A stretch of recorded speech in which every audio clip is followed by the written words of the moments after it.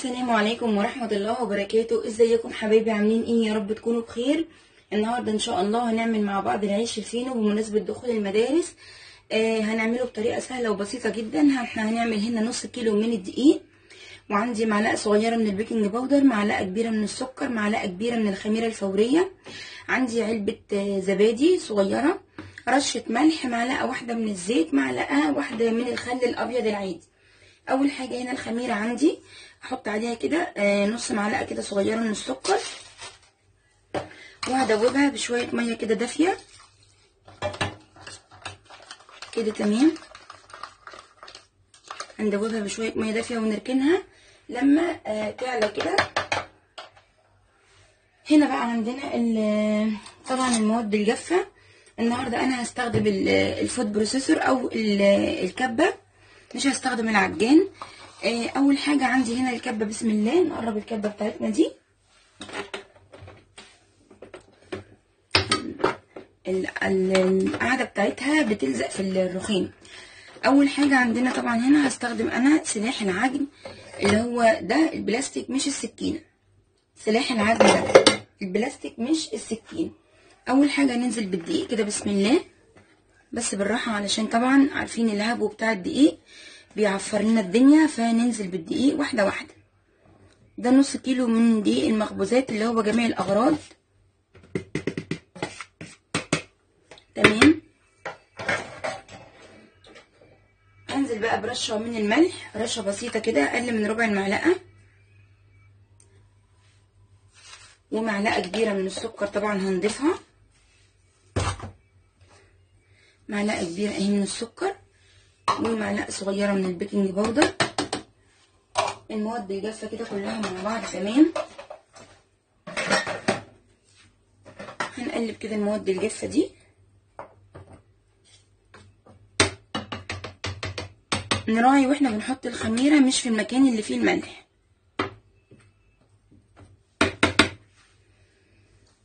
هنعمل ايه بقى؟ هنجيب بقى الخميرة، هنحط الاول معلقة من الزيت. بصوا، معلقة واحدة كبيرة من الزيت، معلقة واحدة بس كده من الزيت. النص كيلو بياخد معلقة واحدة من الزيت، معلقة كبيرة. بعد كده بقى هننزل بالخميرة اهي. بصوا ابتدت تتفاعل.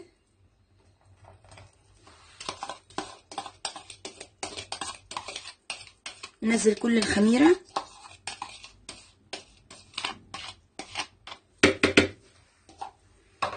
وهننزل كمان بالزبادي، علبة كده من الزبادي. الزبادي بيديله طراوة وطعم حلو جدا.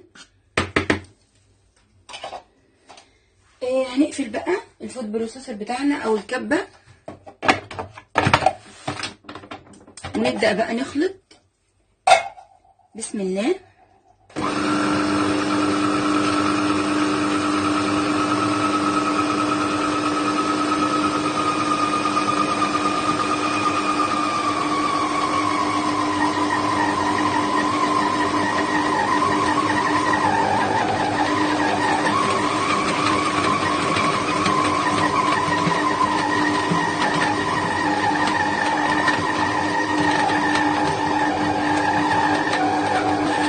اثناء العجن هضيف معلقه من الخل الابيض.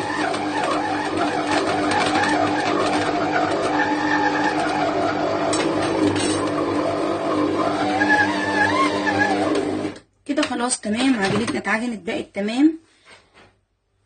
هنشيلها بقى كده. بسم الله، ونشيل الكبه خالص بتاعتنا علشان نوسع المكان.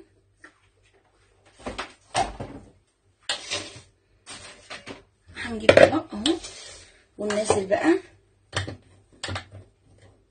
العجينه بتاعتنا. هي لازم تكون طريه وفيها تلزيقه شويه. هننزلها كده.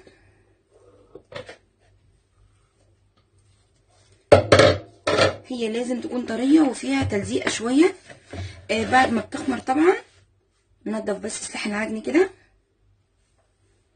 بس كده تمام. هنسيبها طبعا تخمر وحجمها يتضاعف. لازم بس ايه نعملها كده ونلمها بايدينا في الطبق. بصوا، اي عجين لازم يكون فيه تلزيقه.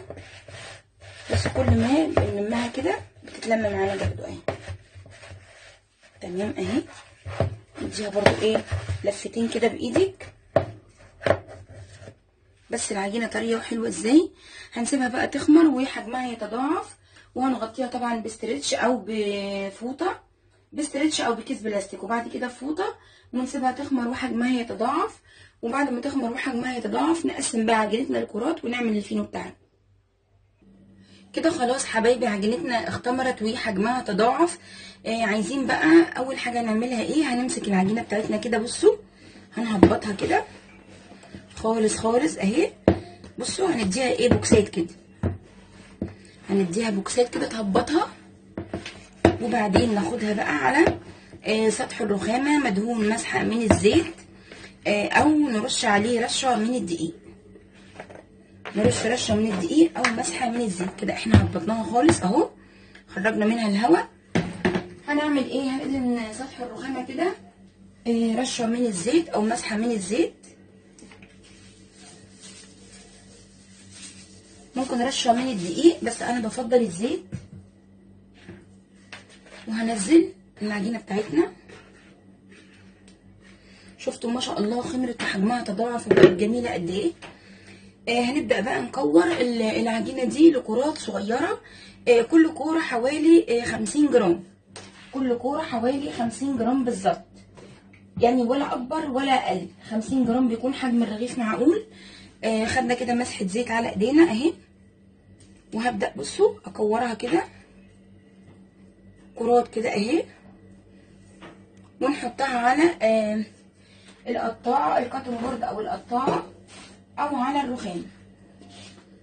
هبدا احط على الكاتن بورد اهي زي ما انتم شايفين كده. هنكورها حوالي 15 او 17 كوره.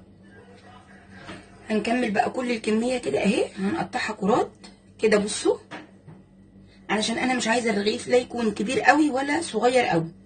تمام. لو عندك ميزان وايدك مش حاسه ان هي ميزان، قطعي ووزنيها على الميزان اللي هو الجرامات. خلاص كده حبايبي قطعنا كل العجينه بتاعتنا لكرات. بصوا عجينتنا طريه ازاي ما شاء الله عليها، طريه وما بتتقطعش خالص مني. بصوا ما شاء الله، بصوا العجينه طريه معايا ومش بتتقطع خالص. هنبدا بقى نشتغل فيها. طبعا دي انا حبيت اوريها لكم كده، هسيبها ترتاح وهنشتغل في كوره غيرها. بسم الله اهي. عندي بقى المردانه كده اهو، ابدا افرد كده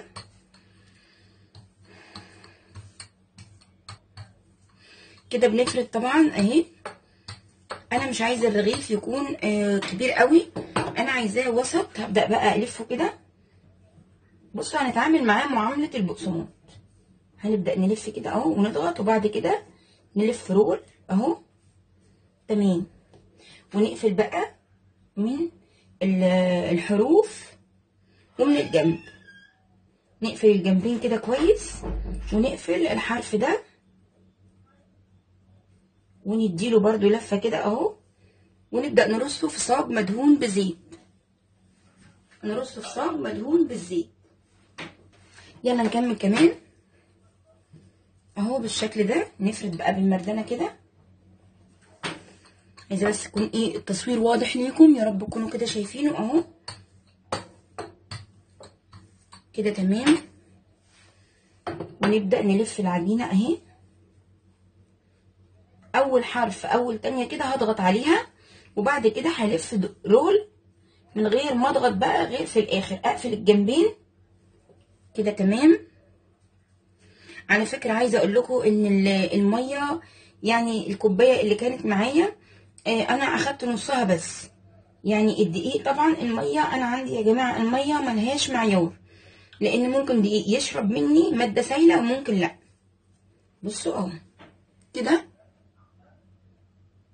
نرص بقى في الصاجه المدهونه بالزيت، ونخلي المكان واسع علشان احنا طبعا مش هنضمن لما يختمر وحجمه يتضاعف، مش عايزينه يلزق في بعض. هدي مسحه كده من الزيت وافرد كده. بصوا العجينه ما شاء الله عليها اختمرت وحجمها تضاعف وحلوه جدا. بصوا بفردها مستطيله كده، وخلي سمكها حوالي نص سنتي او اقل من نص سنتي. ونبدأ برضو اهو نضغط على اول حرف، وبعد كده نلف رول ونقفل الجناب اهو. بقفل الجنب كده وبقفل الجنب كده كويس جدا عشان ما يفتحش مني في الفرن، ولما يخمر ما يفتحش مني. بالمناسبة ممكن تضيفي معلقتين من اللبن البودر، وممكن لا، او ممكن تضيفي معلقتين من الحليب، وممكن برضو لا. انا بصراحة ما حطيتش غير الزبادي وعجنت بالمية الدافية كده. تمام. عايزه اقول لك برضو الميه على حسب العجين.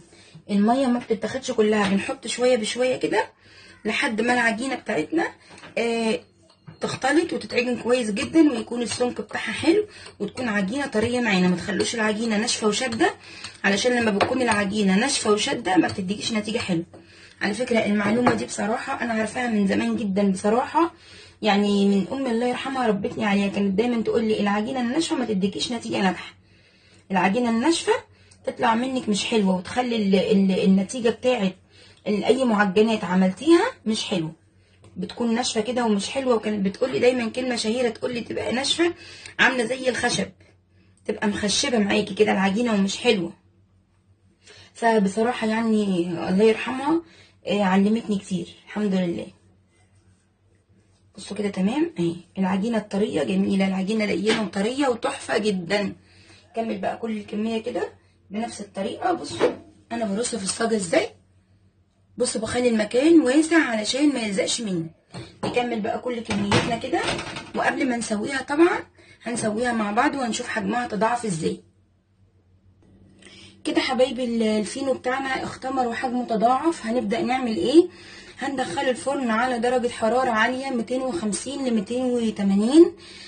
طبعا احنا عارفين كلنا ان المعجنات بتحب النار العالية. النار الهادية يا جماعة للمعجنات بتنشفها وما بتديناش نتيجة ناجحة. البسكوتات اللي بتحب نار هادية، لكن المعجنات الفينو، العيش، الكايزر، القرص، البريوش، الباتيه، كل الكلام ده، الكرواسون بيحب نار عالية. اي معجنات من دي.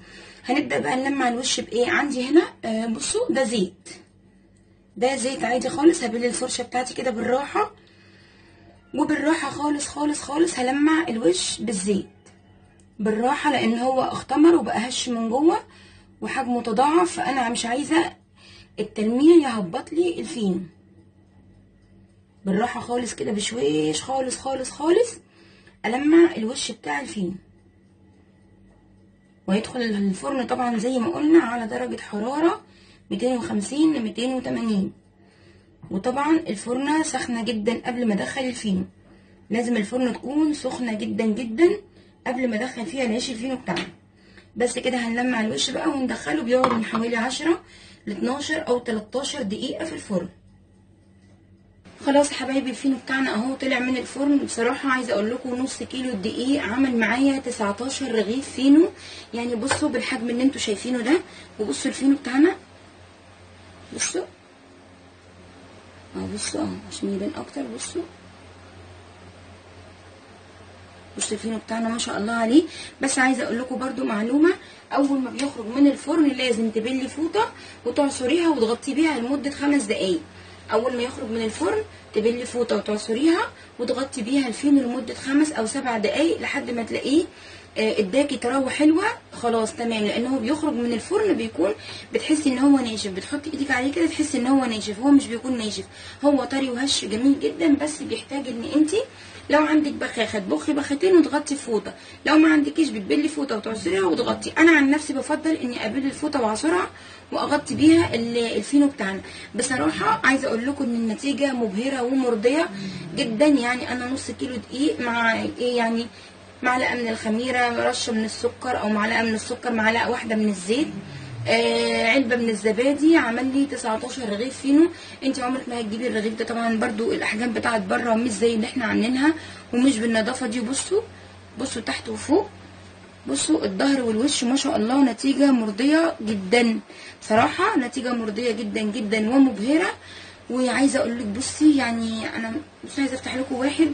بصوا ده يعتبر اصغر واحد. بصي ما شاء الله. طب ده نفتحه بايدينا الاول اهو. بصوا العيش الفينو بقى من جوه، بصوا الفينو هش من جوه ازاي. بصوا بصوا هش وطري ازاي، بصوا تمام اهو عشان يكون واضح اهو. بصوا هش وطري جدا جدا جدا. وكمان لما تيجي تفتحي لي السندوتشات، بصي عايزه كمان اوريكم حاجه. بصي لما تيجي تفتحي لي السندوتشات هيتفتح معاكي بكل سهوله من غير ما يتقطع منك ولا يكون مبرول ولا يكون متفتفت خالص. بصي الفينو احلى وانضف واطعم من اللي بتجيبيه من بره بكتير بكتير بكتير. جربوا الفينو بالطريقه دي، طريقه مش مكلفه خالص وطعمه حلو جدا ونتيجته نتيجه مرضيه. انا بصراحه النتيجه دي بترضيني جدا جدا جدا. انا ما بشتريش الفينو ده من بره خالص. انا لما بحب اعمل عيش فينو بعمله في البيت بصراحه، لسندوتشات، لعشاء، لفطار، ليه رايحه مشوار مثلا وعايزه اخد سندوتشات فيها فينو. انا مش بحب اشتري الفينو من بره. ليه؟ انا هشتري فينو من بره هيكون غالي ومش زي اللي انا بعمله في البيت ومش هيديني النتيجه المرضيه او المبهره اللي انا عايزاها. حبايبي ده كده كان الفيديو بتاعنا النهارده. يا رب لو عجبكم ما تنسوش اللايك والشير والسبسكرايب وتفعيل الجرس والاشتراك في القناه عشان يوصلكم كل جديد. ومن هنا للفيديو الجاي اسيبكم في رعايه الله، والسلام عليكم ورحمه الله وبركاته.